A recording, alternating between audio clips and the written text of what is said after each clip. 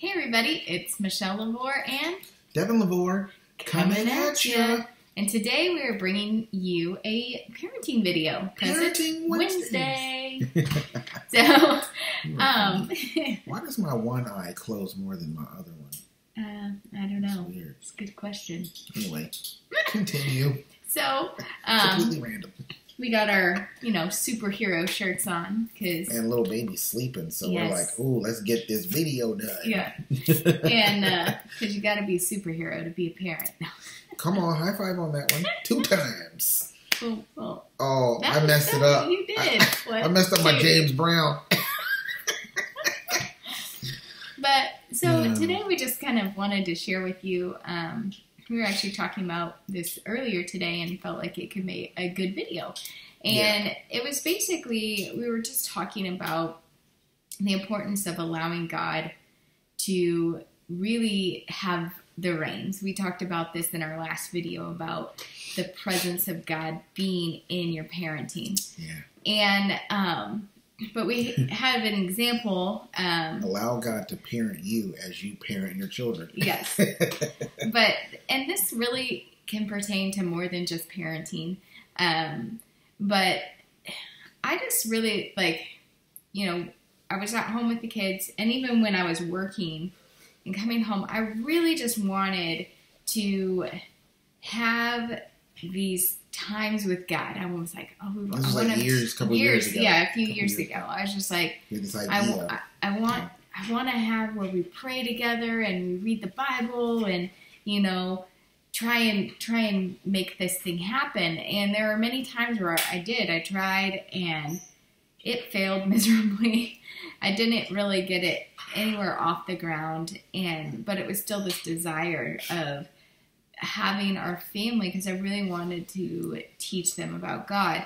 And then when God asked us to make the jump of, for me to stop working, for both of us to be at home. That in and of itself was like a leap. Yeah, a huge leap. Now we look back on it and we'd be like, oh, we'll do that in a heartbeat compared to what we're doing right now. But who knows, like a year from now, we'll be like, oh, we'll do that in a heartbeat. Yeah. Who knows? Yeah. God's stretching us and growing us. Yeah. And so, but over this last year, God, I think it was back in March, we just started doing,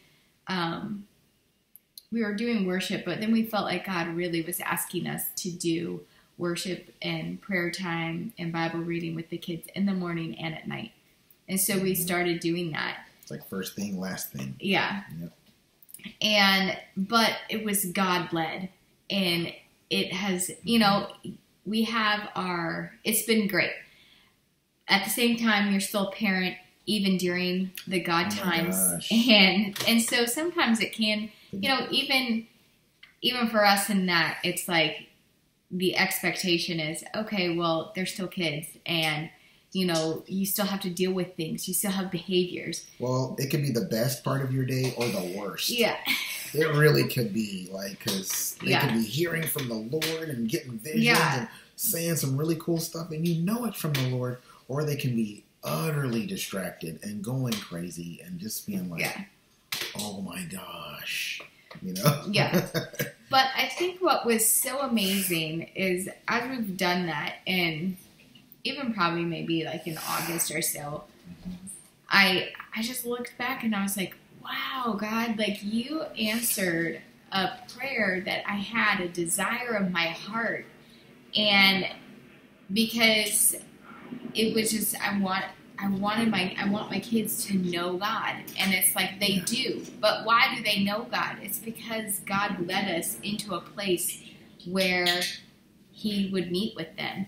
And I think that's really He gave us the structure we needed and to go ahead, why don't you do this? And because of that, it's successful. Yeah. Not because we are because we tried a couple different times to do different spiritual things with the kids, and it just was like, this is terrible. Yeah. This is not working because it was us trying to do it, right? And I think that it applies to just our life in general. Mm-hmm. There are times, God can show you things of what He wants to have in your life. And you can get pictures of what your life you want your life to look like based off of what God is saying for you. Maybe there's a dream or a vision that he has for you. And so you have this picture in your mind of what things will look like and how it will come together.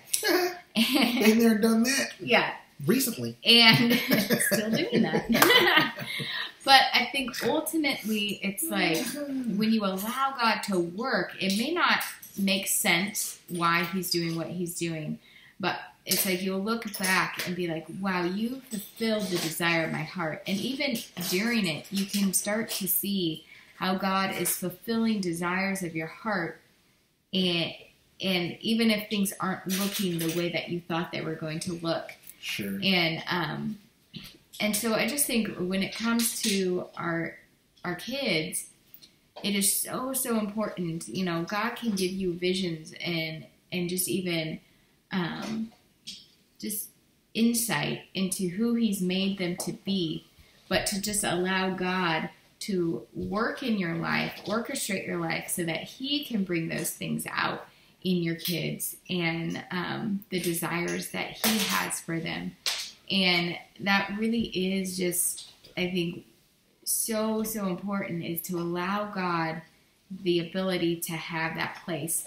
And that's really been something that I know that God's worked on me a lot, because as far as just with our children, it's like I have my ideas of like, ooh, well, they should have this in their life and this in their life and this in their life, and that would be amazing and wonderful, and we need to, be doing these things. And that really is you're touching on something there. Yeah. Because that really is a trap that I feel like a lot of parents actually fall into. Mm-hmm. And before you know it, you're like, your kid's doing everything. Yeah. And your life is a mess, because it's like you wanted it to be this blessing and this cool thing, but it turns out to be this crazy run ragged schedule that's like stressing everybody out. Yeah. The kid's stressed out, you're stressed out, and wait a minute, this is supposed to be fun and a blessing, and it's not. Yeah. Because you're overburdened and overtaxed and over, like, what's it like when you have those options in your life? There's a certain word that comes from, like, privileged. Yeah. You're, like, overprivileged,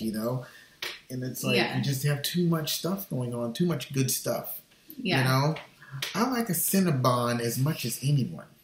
But if I have 5 of them, that's too much. Yeah. You know what I mean? You'll be in a little sugar cola. Like what was supposed to be a blessing has now become a curse. Yeah. It's like, ooh, I am overscheduled with trips to the bathroom. Maybe we should edit that part. No, just keep going.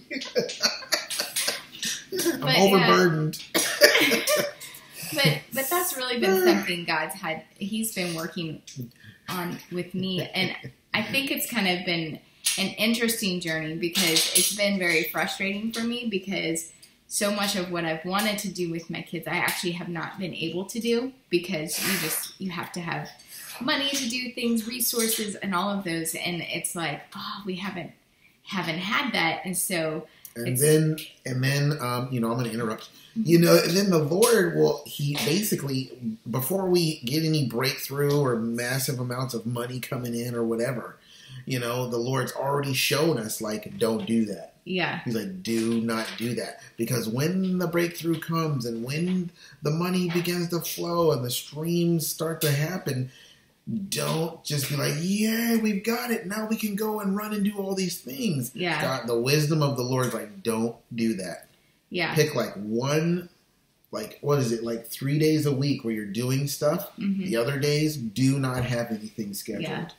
And I was like, wow. I was like, God, you're telling us this, you told us that, back in, April or May or something like that. Well, and I think it actually, Lana Vosser, 2016 or 17, yeah. Yeah, Lana Vosser just the other day came out with a word, and she was talking about, go slow or stay low and go slow.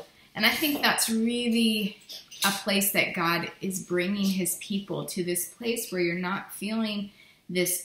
You're not being pulled to do things or pushed to do things by your own desire.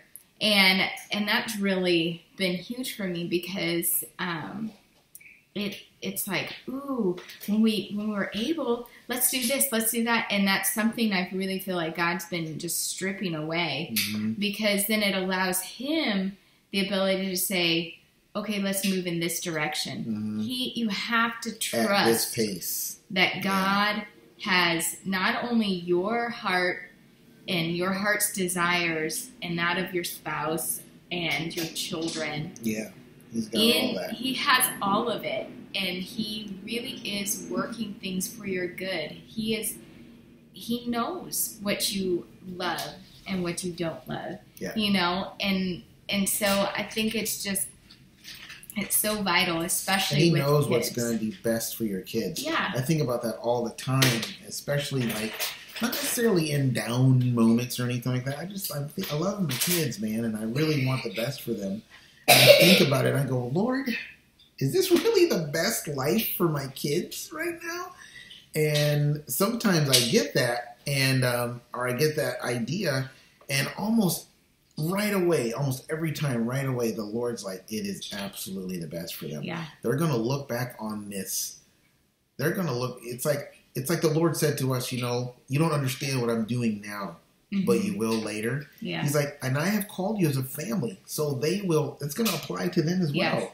They don't understand why, you know, we haven't got to the house we kept praying about throughout 2017, and you know, feeling like that's where God wanted us to be, and we're not there. We're like literally on the opposite end of the spectrum from that house, but they're still believing and waiting, and Mom and Dad said we were going to get there, so I don't know why we're going this way and that way, but I guess we'll get there eventually. But the bottom line is, it's like, you know, they will look back on this time of their life, even at 8 and 6 years old, almost 7, and they will be like, wow, that is where my foundation of trust and faith began.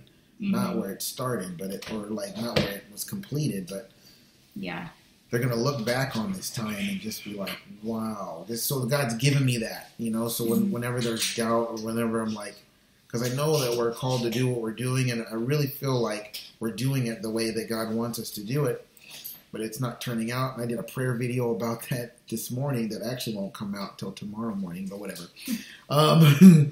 Because I'm kind of piggybacking on some of those things I said this morning. But anyway, but it's like, it kind of goes back to that presence of God parenting. You know, you really just have to lead your kids into the presence of God and knowing the Lord.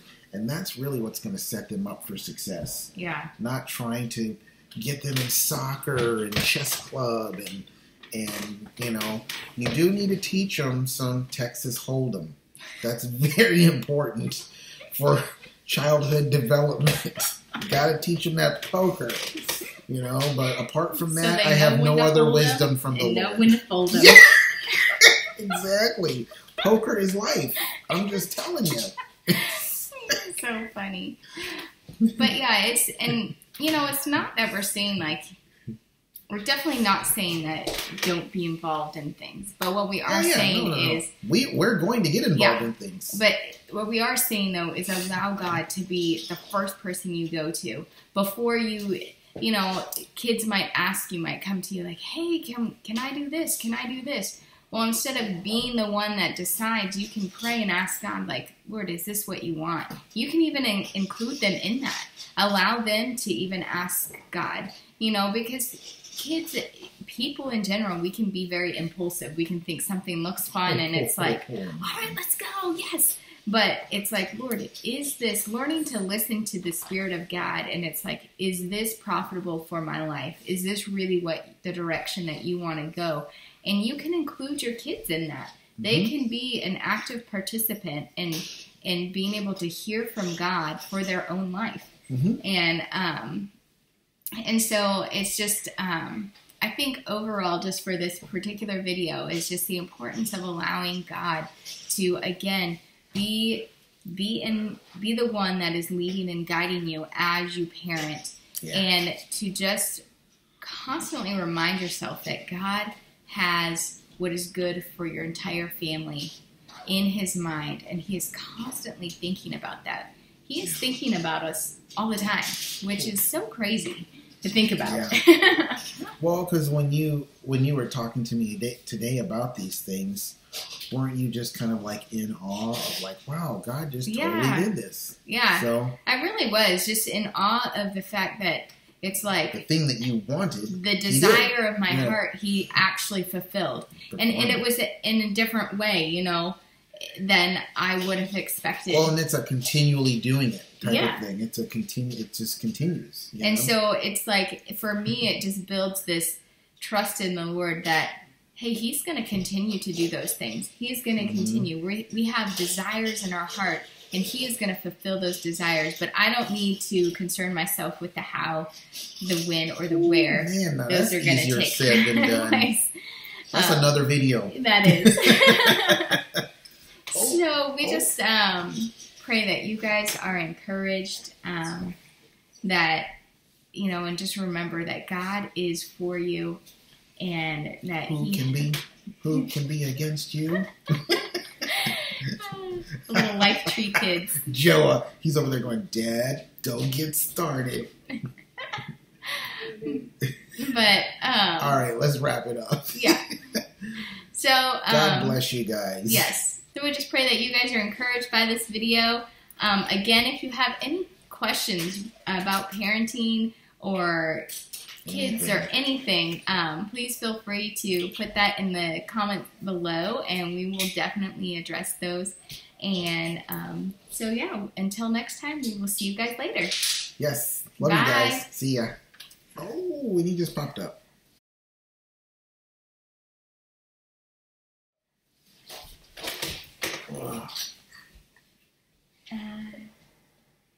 Like, what?